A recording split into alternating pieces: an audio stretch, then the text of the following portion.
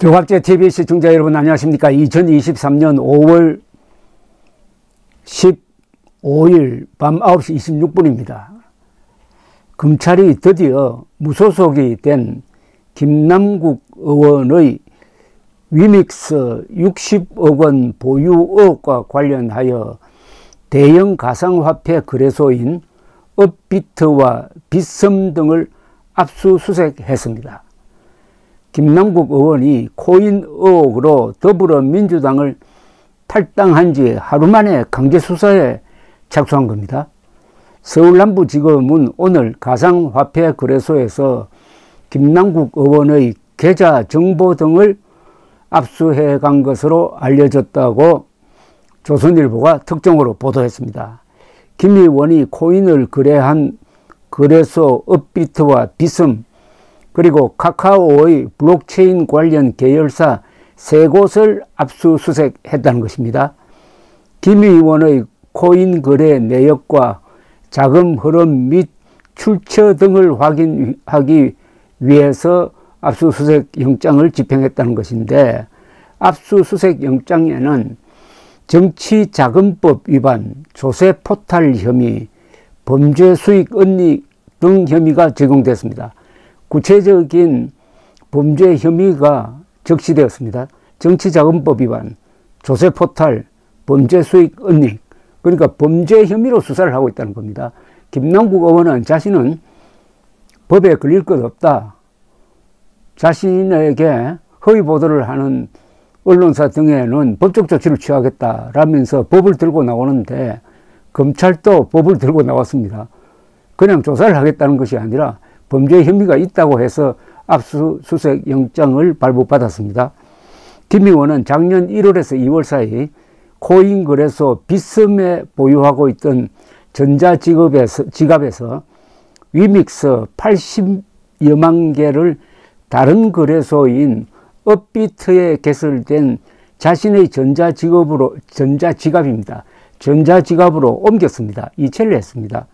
업비트는 이게 비정상적 거래다 라고 판단하고 금융정보분석원에 보고를 했고, 금융정보분석원은 자료를 검찰에 넘겼고, 검찰은 작년 10월과 11월 두 차례 압수수색 영장을 법원에 청구를 했는데 판사가 기각을 해버리고 말았습니다.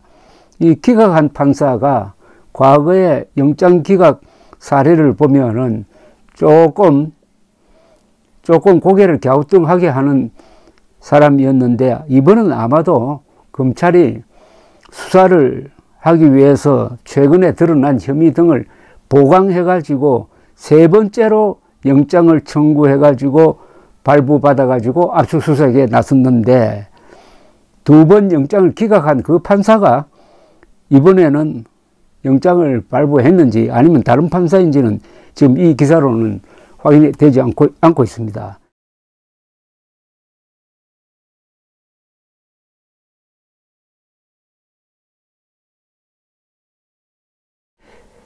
김남국 의원은 어제 민주당의 진상조사와 윤리감찰이 진행 중인 상황에서 탈당을 해가지고 무소속 신분이 되었습니다.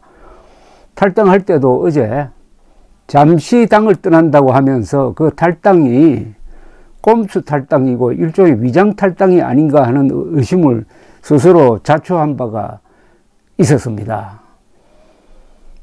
자, 이렇게 되면 앞으로 이 사건이 어떻게 확대될 것이냐 하는 것인데, 첫째는 코인을 이렇게 대규모로 보유하게 된 그 자금을 어디서 나왔느냐는 겁니다. 본인은 주식을 팔았다고 하는데 과연 주식을 팔은 건지, 또는 업체로부터 코인을 공짜로 받은 것인지 등등 자금 출처와 관계된 수사가 진행될 것이라고 생각합니다. 그 다음에 더 큰 게 이 코인과 관련된 로비가 업체와 국회 사이에서 서로 주고받고 하지 않았느냐. 국회에 대한 코인 업계의 로비에서 김남국 씨는 어떤 역할을 했느냐는 거죠. 이 코인과 관련된 대국회 로비에 대해서는 오늘 조선일보에 아주 중요한 기사 하나가 올라왔습니다. 기고문인데, 당시 나는 민주당 게임 특보단장이었다. P2E를 그렇게 반대했는데 이재명 후보는 허용 발표를 했다. 국회와 P2E 업계 사이에 이익공동체가 존재한다 하는 요지의 기고문을 실은 사람이 누구냐 하면은 위정현 중앙대 가상융합대학 학장입니다. 그리고 한국게임학회 회장입니다. 이 기고문의 필자 위정현 씨는 보이지 않는 손에 의한 대국회 로비 의혹을 제기를 하면서 기고문의 마지막에 이런 주장을 합니다. 이 보이지 않는 손의 존재에 대한 의문은 마침내 5월 5일 판도라의 상자가 열리면서 이해되었다. 김남국 의원이 보유하고 있다는 위믹스의 존재, 그것은 대선 과정 내내 필자를 괴롭히던 보이지 않는 손의 정체를 보여준 것이었다. 그리고 몇 년 전부터 떠돌던 P2E 업체의 국회 로비설, 이 공동체의 존재 가능성이 힘을 받는 순간이었다. 이 공동체는 강인한 생명력을 가지고 증식한다. 김남국 의원처럼 위믹스를 보유하고 있는 의원이나 보좌관은 자신의 재산을 증식시키려고 미친 듯이 뛸 것이다. 생각해보라. 200만 원짜리 위믹스가 3만 원이 되고, 아니 10만 원이 된다면 500배의 수익이 된다. 1000만 원을 투자하면 50억 원이 생긴다. P2E 업계에서는 위믹스가 10만 원을 넘긴다는 소문이 떠들고 있었다. 만일 국회 관련자가 위믹스를 보유했다면 위믹스 이 공동체에 가담한 셈이 된다. 위믹스를 받았건 샀건 결과는 마찬가지다. 공범이기 때문이다. 바로 우리 학회가 의원과 보좌관에 대한 전수조사를 요구한 이유다. 국회와 P2E 업체의 이 공동체는 대한민국의 부패 정치를 막기 위해서도 게임 산업의 건강한 발전을 위해서도 분쇄되어야 한다. 게임 업체가 게임 개발을 하지 않고 이 공동체 형성을 위해 로비만 한다면 미래가 없지 않은가. 이 한국게임학회 회장인 이 위정현 씨가 이 기고문에서 주장하는 P2E와 이 보이지 않는 손은 뭐냐 하면은 이런 이야기입니다. 지난 대선 과정에도 보이지 않는 손이 양당 후보 진영에서 작동하고 있었다. 그것은 P2E 게임의 합법화였다. P2E는 영어로 Play to Earn입니다. Play to Earn을 줄여가지고 P2E라고 하는데, P2E는 흔히 돈 버는 게임이라고 불리며 그 합법화는 위메이드 같은 P2E 업체의 수건 사업이었다. 게임하는 유저는 그 과정에서 다양한 게임 아이템, 특히 게임 머니를 획득한다. P2E 업체는 이 게임 머니를 현금으로 환전하기 위해 위믹스 같은 코인을 만들었다. 위믹스는 현금으로 교환되기에 게임 머니는 현금화된다. 그러나 우리나라는 10여 년 전 바다 이야기에 의한 온 나라가 도박판이 된 적이 있기에 게임법 32조에서 환전을 금지하고 있다.